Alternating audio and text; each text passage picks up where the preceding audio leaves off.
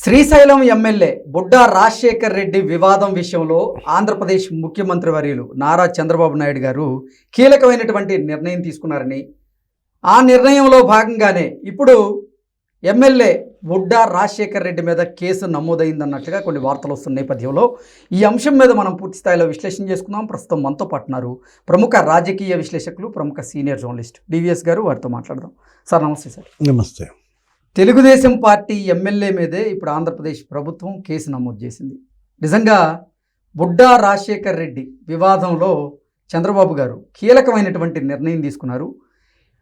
తమ party MLA మీదే ఆయన చర్యలు తీసుకుంటున్నటువంటి నేపథ్యంలో ఇప్పుడు నిజంగా చంద్రబాబు గారి నిర్ణయం మీద హర్షాతిరేకాలు వ్యక్తమవుతున్నాయి.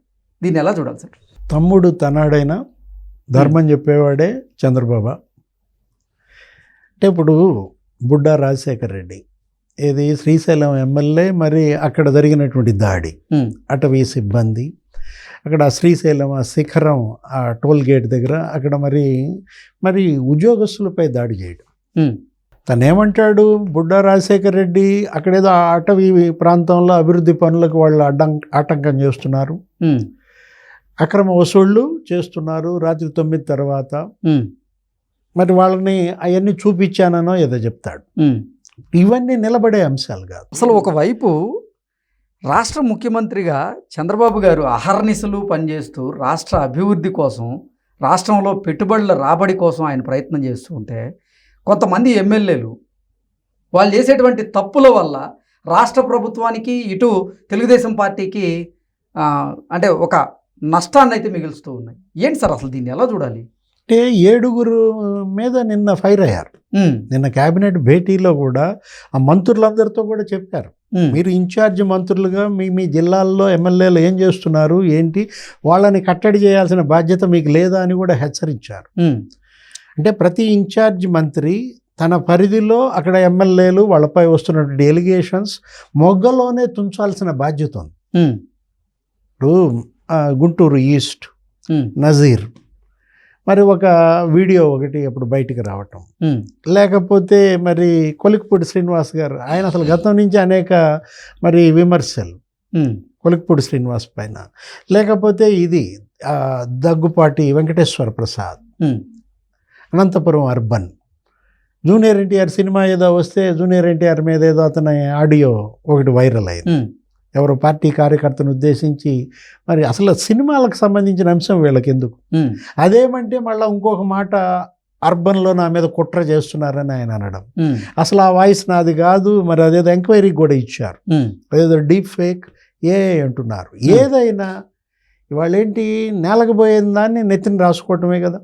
వీళ్ళందరూ కూడా మీరు ప్రజాప్రతినిధులుగా ప్రభుత్వం చేస్తున్న అభివృద్ధిని ప్రజలకు తెలియజెప్పడం, చేసినటువంటి పనులు, ఆ బాధ్యతను మర్చిపోయి అనవసరమైనటువంటి విషయాల్లో తలదూర్చి పార్టీకి నష్టం చేకూర్చేలాగా వీళ్ళ చర్యలు ఉంటున్నాయి. ఎక్కడో దాకా ఎందుకు, నిన్న నెల్లూరు కిలేడి అరుణ అంశం, ఆ శ్రీకాంత్ యావజ్జీవ ఖైదీ, అసలు వాళ్ళని పెంచి పోషించిందేమో జగన్మోహన్ రెడ్డి, ఆయన ప్రభుత్వం, అప్పటి మంత్రులు ఎమ్మెల్యేలు. ఇప్పుడు ఏం జరిగింది, ఆ పెరోల్ మరి దానికి సిఫార్సు లేఖలు 2 ఎమ్మెల్యేలు ఇచ్చారన్నారు. ఎవరు, కోటంరెడ్డి మరి అతని మీద పోతుంది, లేకపోతే సునీల్ కుమార్ మీద పోతుంది. అసలు హోంమంత్రి అనిత, ఆమె అసలు పెరోల్ మరి దాని నోట్ ఫైల్ మీద ఆమె సంతకం పెట్టడం సిఫారసు లేఖల పైన. అంటే ఇక్కడ ప్రతిదీ ఏంటి, ఇప్పుడు దెబ్బ తగిలిన తర్వాత మీరు మరి వైద్యం చేయించుకోవటం కాదు కదా, ముందే మేల్కోవాలి కదా. ఇవి తప్పటడుగులు అనాలా, తప్పుటడుగులు అనాలా? మీరు చెప్పారు, ఒకవైపేమో ఆయన సింగపూర్ నుంచి లేకపోతే ఇతర దేశాల నుంచి పెట్టుబడులు రాబట్టడం, క్వాంటమ్ వ్యాలీ, లేకపోతే సింగపూర్ కన్సార్షియం, జగన్మోహన్ రెడ్డి దాన్ని రద్దు చేసిన, వీళ్ళు సింగపూర్ పర్యటనకు వెళ్ళి వాళ్ళని ఒప్పించి ఇవాళ ఏంటి, ఆ government of Singapore investments corporation ముందుకు వచ్చింది, ఒక 50,000 కోట్ల పెట్టుబడులు ఇక్కడ పెడతానికి, లాజిస్టిక్స్ డెవలప్మెంట్. ఎక్కడో దాకా ఎందుకు, అసలు కొరియా జపాన్ దేశాలు సెమీ కండక్టర్స్ హబ్స్ పెడుతున్నాయి, ఓ 15,000 కోట్ల పెట్టుబడులు మొన్నే మోడీ కేబినెట్ ఆమోదించింది. ఇప్పుడు ఇన్ని రకాలుగా ఈ విధంగా ఇక్కడ యువత ఉపాధి కోసం వీళ్ళు ప్రయత్నాలు చేస్తుంటే దాన్ని గురించి వీళ్ళు మాట్లాడకుండా, దాని గురించి ప్రజల్లోకి చెప్పకుండా ఒకవైపు ఏమో హామీలు అమలు చేస్తున్నారు.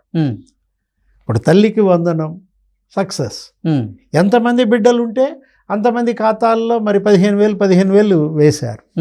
అన్నదాత సుఖీభవ, ఒక్కొక్క రైతు ఖాతాలో మరి తొలి దఫా 7,000 పడ్డాయి. మరి రేపు ఒక నెలలో ఇంకో 7,000 పడతాయి. అవును, ఇంకో నెలలో ఒక 6,000 పడతాయి. అంటే వాళ్ళు ఇచ్చినటువంటి హామీ 20,000లో మరి అన్నదాత సుఖీభావ ఇచ్చేశారు 45 లక్షల మంది రైతులకి. నిన్న ఉచిత ప్రయాణం, ఉచిత బస్సు ప్రయాణం ఆర్టీసీలో మరి మహిళలకు ఉచిత బస్సు బ్రహ్మాండంగా వాళ్ళు ఎంజాయ్ చేస్తున్నారు. అసలు రోజుకి 18 లక్షల మంది మహిళలంట ప్రయాణం. అంత పండుగ వాతావరణంలో హామీలు నెరవేర్చటం, మరి పెట్టుబడులు రాబట్టడం, అటు యువత ఉపాధి, ఇటు మహిళలకి సంక్షేమం, మరి రైతులకి మరి ఆర్థిక సాయం, ఇన్ని రకాల మంచి చేస్తుంటే మంచి గురించి మాట్లాడకుండా నిన్నదే ఆవేదన.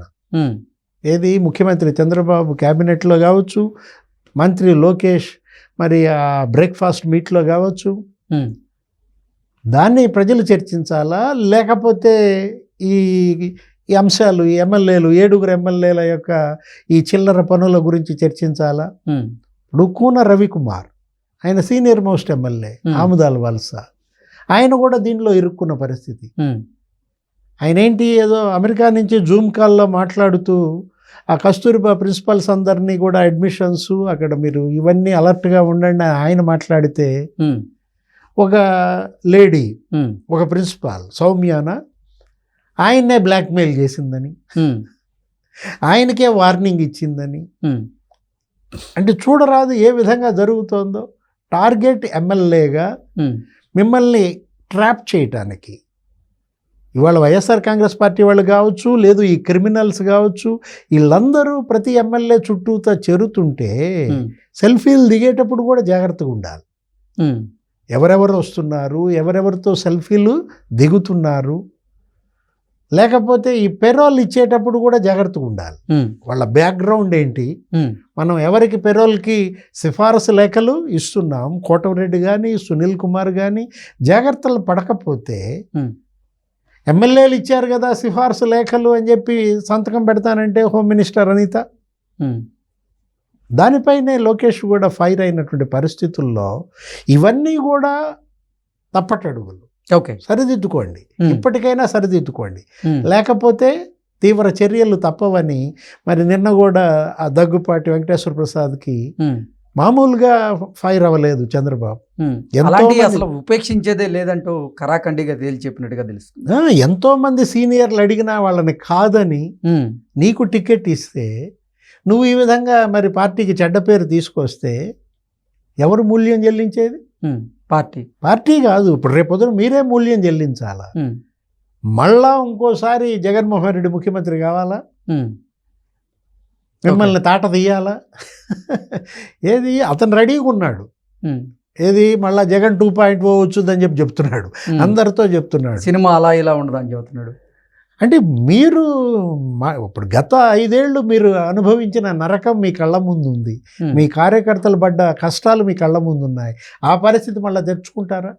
ఓకే, అది వాళ్ళు ఆలోచించాల్సినటువంటి అంశం. Okay sir, thank you so much. నమస్తే.